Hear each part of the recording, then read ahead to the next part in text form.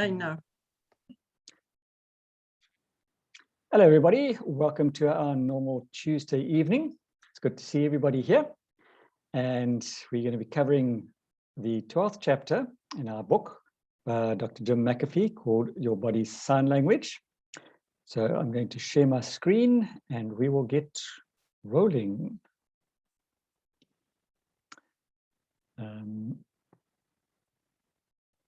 Okay, there we go. I'm just going to shrink all my pictures down on the right-hand side so that I can see what's happening on my screen.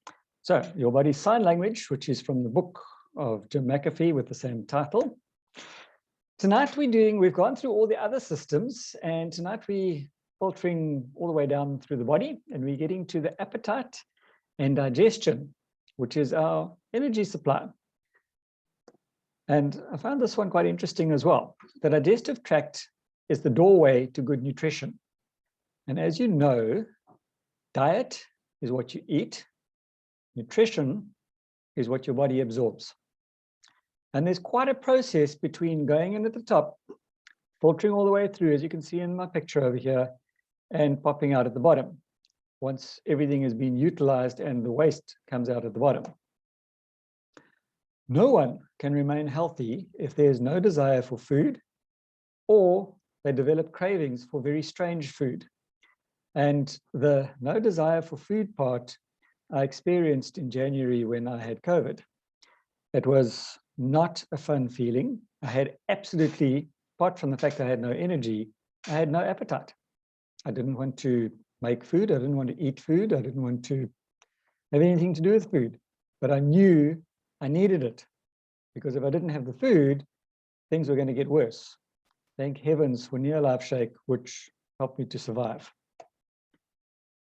These appetite changes are called food addictions, anorexia, and pica. And out of that, I think we probably know what addictions are. We've covered a bit of that over the last few weeks. Anorexia, most people are aware of. And pica, I don't know if you've ever heard that name before. The process of nutrition begins with a desire for and selection of a food, which is then chewed. You wake up in the morning and you're, I think I'm going to have some breakfast today. What am I going to have? Or I'm getting hungry now, it's middle of the day, I need lunch. What are we going to have? And obviously the eyes then show us what the food looks like, and the brain tells us what that food tastes like, and we develop the appetite to eat the food and then digest it.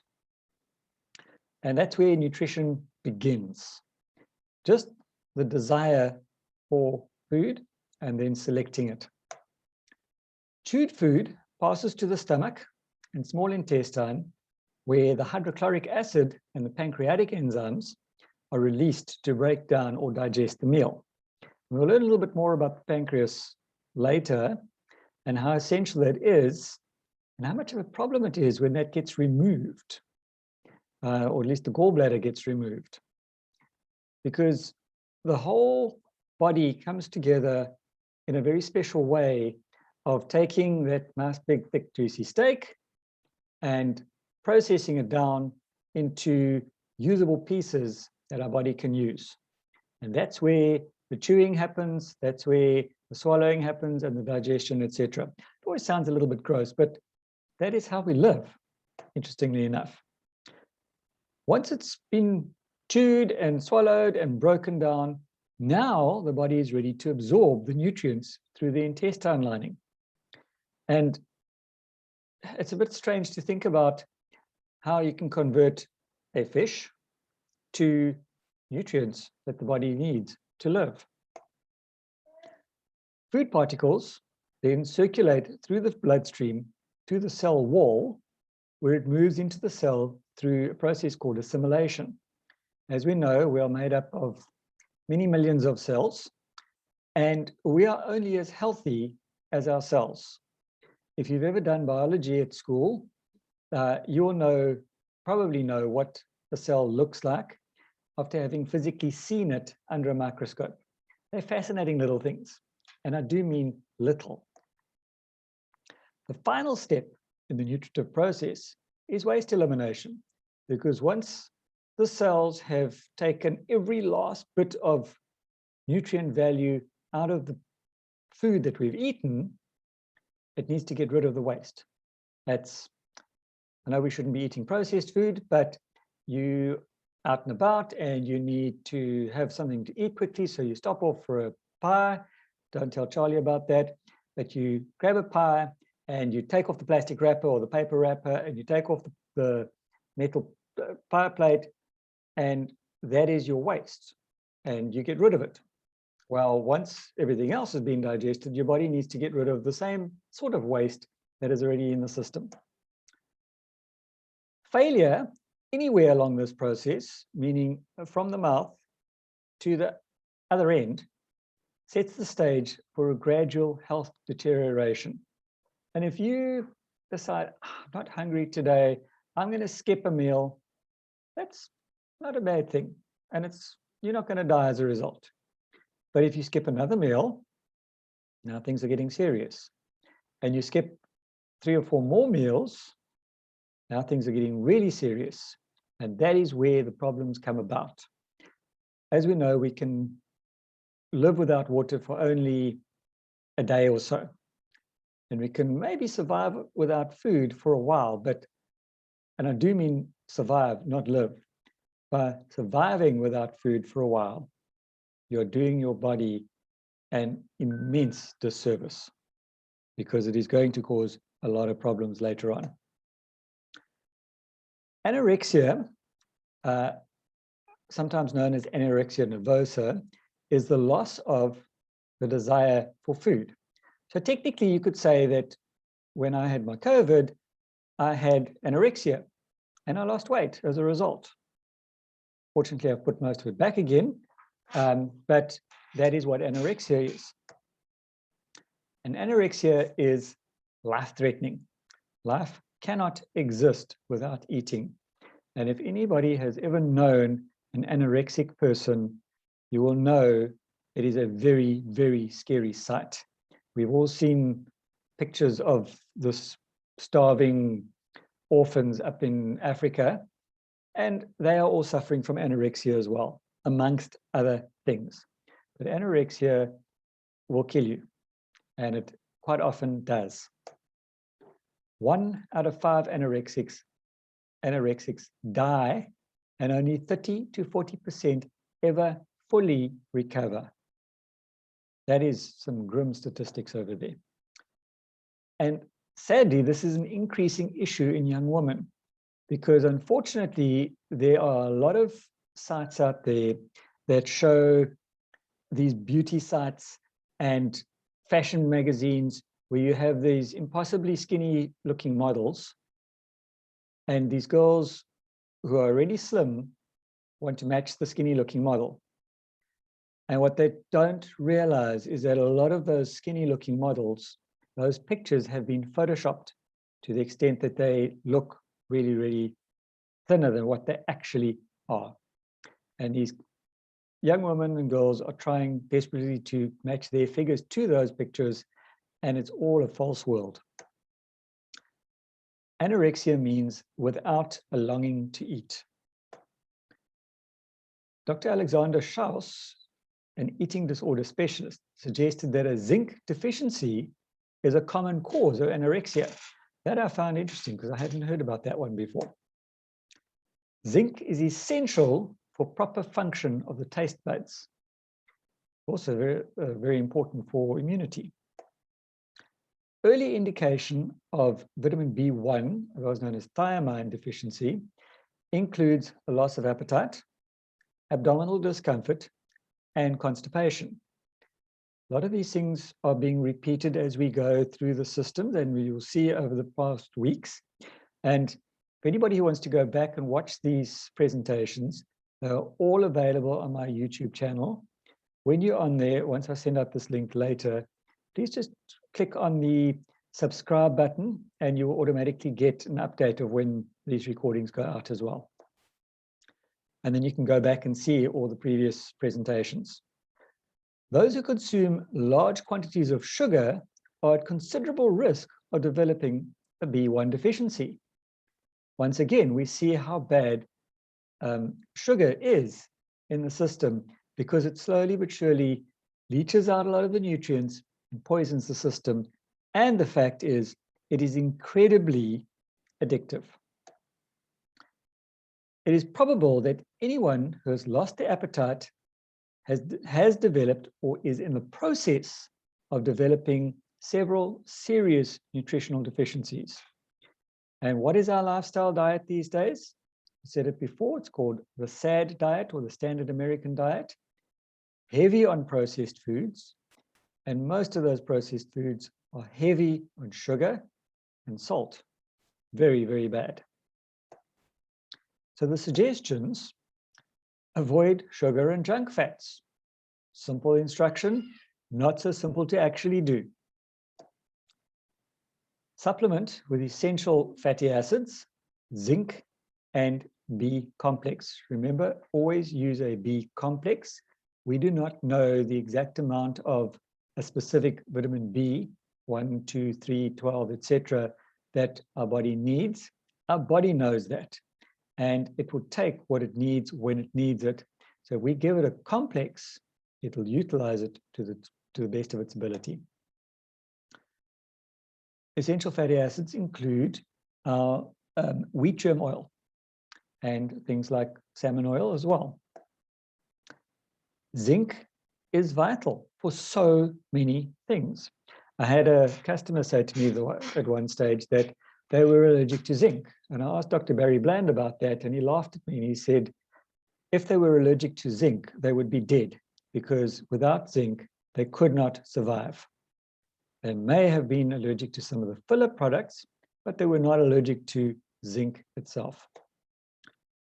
And then obviously our vitamin B complex it's a whole food source, very interestingly designed and developed, and it is sustained release. So it stays in your system for upwards of about 6 hours, because vitamin B is water soluble and flushes out pretty quickly. And then we need to supplement with other essential nutrients, including amino acids. Where do we get that from? Near-Life Shake. Remember that Near-Life Shake has got all 22 amino acids that our body needs, and is a very good protein source as well. Now we go to the opposite of anorexia, and that's binging. You have all of this junk food, and it is the inability to stop eating, and you end up consuming more calories than needed. And there's some interesting stories in the book about some of the early kings and about the massive banquet meals they had almost daily. I think it was King Henry VIII who was notorious for that. Apparently he was a very big man to start with, but he had some huge, massive meals. And when he died, they discovered that his stomach was something like 3 times the size of a normal man. So binging can be extremely problematic, just like anorexia can be. Binging contributes to obesity, surprise, surprise, which is associated with a multitude of health problems. And we've been over this over the previous weeks. Binging also leads to digestive disorders and intolerance to foods, because quite often binging involves binging on junk foods where there are excess sugars, salts, and little or no fiber, and little to no other nutrients either, for that matter. Bulimia, which is literally ox hunger, is an extreme form of binging. And with bulimia, basically they stuff themselves to overflowing and then vomit, which is quite gross, but that's what happens. Researchers have noticed that large amounts of sugar lead to an increased appetite, as does large amounts of salt and hydrogenated fats, which are your junk fats. So it's almost your body is craving these things because they become hooked on them, very much like a drug. And it needs more and more and more. So your brain has been conned into desperately looking for these nutrients because it's addicted to them. And that is extremely dangerous. consumption of food decreases as it becomes more nutritious. So the more nutritious a meal, the less you're going to eat of it, and the fuller you're going to feel when you have eaten.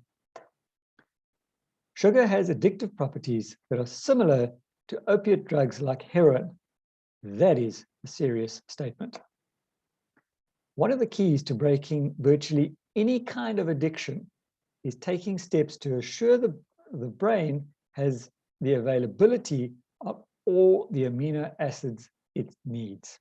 Again, we don't know exactly how much of what your body needs at any given time. God created us in an amazing way.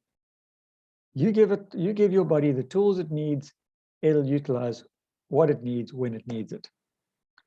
Amino acids are the raw materials the brain uses to synthesize powerful chemicals that enable us to experience pleasure, satisfaction, and relaxation. And you thought eating was just for fun. It is almost impossible for a protein-starved brain to break an addiction to carbohydrates and sweets. That's a scary thought. Amino acids may help break addictions to salt, sugar, and partially hydrogenated oils, but these food additives should also be avoided. Read labels. If you're buying processed foods, it has a label. Read it very carefully because some of those labels can be extremely scary, and most of those labels, sadly, are either hidden or in extremely small print. Binging may take place even when eating healthy food. If this occurs, you need to suspect an allergic response or a sensitivity to a food that could be a problem over there. And you need to get yourself tested. So go and see a suitably qualified GP or physician to have you tested for allergies. And it sounds contradictory that you can have an allergy to something but overeat on it. But that is unfortunately how nature works and the body works. And Jim McAfee, once again, has got some interesting stories about that. One lady came to him in agony. She'd been in utter agony with crippling arthritis for something like 8 years. And when he looked at her food diary, he always gets people to do a food diary. When he looked at her food diary, he saw that she was eating tomatoes for breakfast, lunch, and supper. And he said, "You've got a problem over here." So he suggested to her that she quits eating tomatoes. Suffice it to say, she was not very happy with him and stormed out of the consultation. Came back to see him about 2 weeks later after having thought about this and actually quit the food. And for the first time in 8 years was pain-free. Humans being humans, she decided that this was just a spontaneous remission and really had nothing to do with the food that she was eating. Decided to have a tomato sandwich, and her system went into spasm again for 2 days. That was her problem, that she suddenly realized she had to stop eating that particular food. And that is how an allergic response can trigger. Dr. Tyrone Randolph says a food addiction differs only in the degree of severity from a drug addiction. In all other aspects, the two phenomena are remarkably similar. So addicted to food, certain foods, or addicted to drugs, one and the same thing. Sometimes drugs are just a little bit worse than the food. The body tends to desire to eat until nutritional needs have been met, even if this requires excess calorie consumption, which is why if you're eating foods that are empty of calories, you will remain hungry, or you can be full for a very short period of time and thereafter become extremely hungry again and need to eat more food, because your body is saying to you, I need calories, feed me. Poor digestion of foods results in hidden hungers as well. Again, you can be indulging, eating food, be full, But if it's not being digested, there's your diet.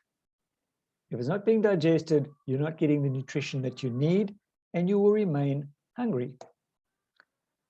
Ingestion of food should not be equated with digestion of food. There's a big difference. Unless food is adequately digested, absorbed, circulated, and assimilated, the cells will starve. You may find yourself overfed, but undernourished. And this is the sad reality in a lot of first world countries.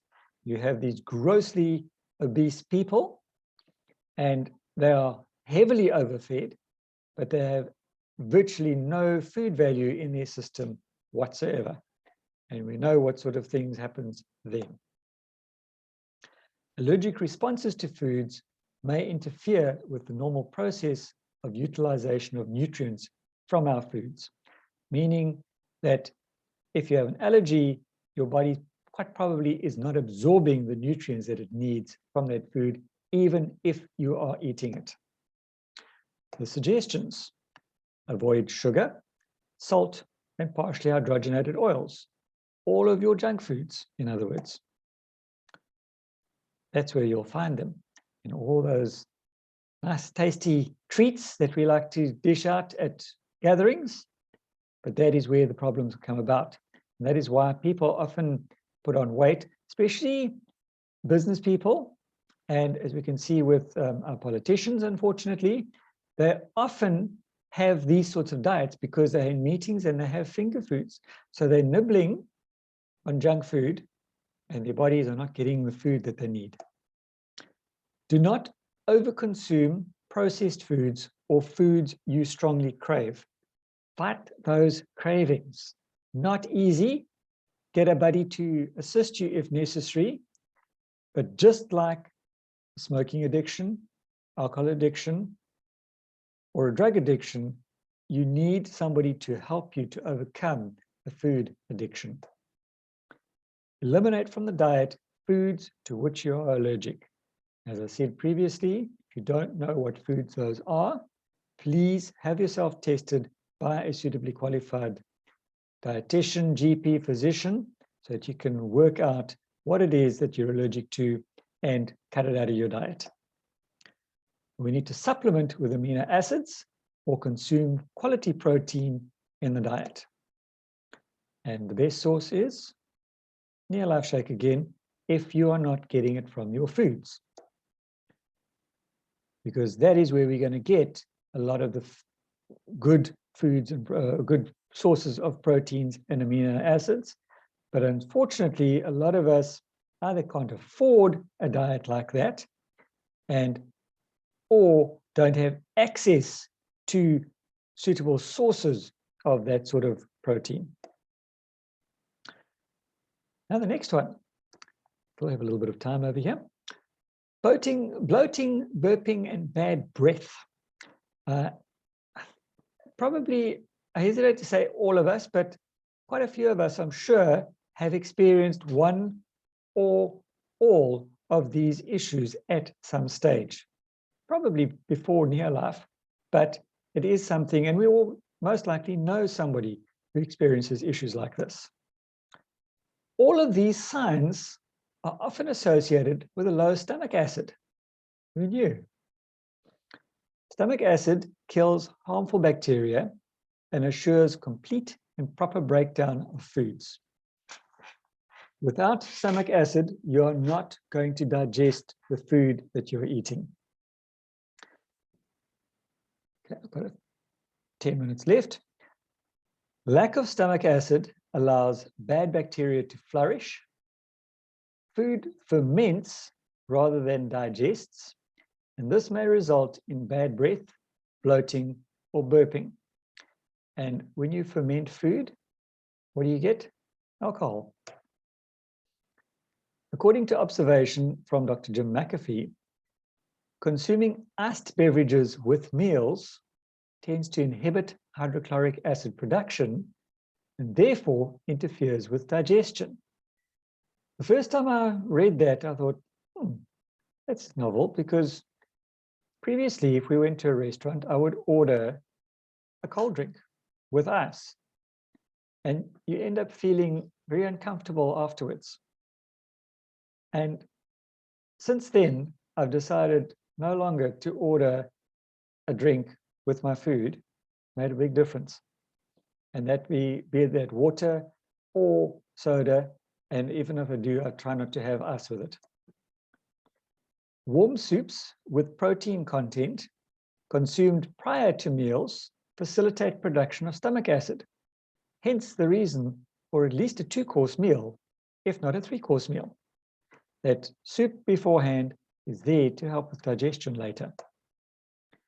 Production of hydrochloric acid, or HCl, is dependent on many nutrients, and a lack of any of these nutrients decreases the ability to produce stomach acid. And as we've seen over the past couple of weeks as well, as we get older, we tend to not produce as much stomach acid as we do when we're younger. So we need to be very careful about that as we get older. Low stomach acid increases the risk for stomach cancer. Here's a scary thought. Bacteria proliferate in the stomach and convert nitrates to nitrosamines, which are potent carcinogens when stomach acid is low. And your nitrates will be found in processed meats often, things like bacon and biltong. And it can convert those nitrates to nitrosamines, which then end up becoming carcinogenic or cancer-forming, specifically when your stomach acid is low. Adequate hydrochloric acid prevents the formation of nitrosamines in the stomach by killing the bacteria which might otherwise produce them. Remember, we've got good bacteria and bad bacteria. We need to have more of the good bacteria than the bad bacteria. Stomach acid typically declines with age, as we've said before. Stomach acid assures proper digestion of food, improving the nutritional status, and prevents bacteria and other pathogens from entering the body via the digestive tract. Antacids trigger the emptying of the stomach, but do not improve the nutrient utilization. A lot of people tend to have way too many antacids and thereby exacerbate the problem of the low stomach acid. Neutralizing stomach acid promotes the invasion of the digestive tract by harmful microbes, which would normally be destroyed by the stomach's hydrochloric acid. So the suggestions: avoid iced beverages or excessive beverage consumption with meals. Consume a warm soup with added protein at the beginning of a meal. And do not consume rancid or excess fat. And signs of a rancid fat: when in doubt, throw it out. Smell it, there's a bad smell, there's discoloration, or it's sticky to the touch. That's the residue around the lid of the container. It is probably rancid. Get rid of it. And then we need to supplement with stomach acid if low. Please only do that under the guidance of your doctor or dietitian. Do not attempt to do this on your own. Right, I'm going to end this right there, because before I get into my next session, and I'm going to stop sharing. Does anybody have any comments, stories of having previous digestion problems, indigestion issues? Oh, this is very interesting. I've learned a lot. Yeah, I found it quite fascinating as well. Yeah, the stomach acid story is always interesting. I learn. And it's underestimated in a lot of cases. Yeah. And there are so many people with all these problems that you mentioned. But how do you get all this info to them? Refer them to the YouTube channel. Yeah, I can. Yeah, sure. Yeah, I know. Okay, I've got about 4 minutes left over here. The only indigestion problem I had, good evening, everybody, was I had very bad indigestion, very bad burn up my throat, my mouth. increased your life, and that is my grace. I should take 2 acids every single day. I couldn't eat white bread, any freshly squeezed orange juice, any acid stuff, any acid cool drinks, wine, beer, all those things. I couldn't have any of that. Then I had 2 acidophilus a day, every day, until one day I thought, hang on, I didn't order for a while. And then I could see that I could eat these things. I can eat and drink anything now. I have an acidophilus every now and then, and I don't have any more problems. Excellent. I just want to mention that when I started taking, I don't know if you can hear me. I only see myself and Billy. When I started taking NutriShake, when I joined the business, I very, very soon realized that I didn't crave sweet things. I don't say I craved a lot of sweet things before or that I ate a lot, but it immediately sort of like stalled that, eliminated that. I sometimes now feel, you sometimes, all of us feel, even sometimes after a meal, something sweet. But it really, the NutriShake really helped. It's and amino it acids. lines up with what you said now, Sean, with these cravings and the 22 amino acids. And I can really, really testify on that. There you go. And I actually mentioned it to other people. I say, when I take this, I've just so much less craving. As I say, I didn't have a lot of craving, but I hardly even up to today crave it. Don't feel like buying a chocolate in the shop or whatever. Correct. Sometimes a little bit. Not really. And I will just eat sweet things. Is there. And this is the thing. Every so often, you can have a feeling that you're wanting a little bit of extra sweetness, which is fine. Yeah. Maybe your blood sugar levels are a bit low at the time, but not that addiction where you've got to keep shoving it into your mouth. And the big thing is when you start eating something, of course, because sugar is so addictive, you want more. That's it. So it's a good idea to stay away. But I know if I've got sweet stuff in the house, I must discipline myself. If I've had one, I want 2 or 3. There we go. Self-control. Yeah. Right. I think that is it for this week. We are down to about a minute. Thank you, everybody. Thanks for the support. Thank you, Sean. I do appreciate it. And I will be posting this again shortly onto our channel.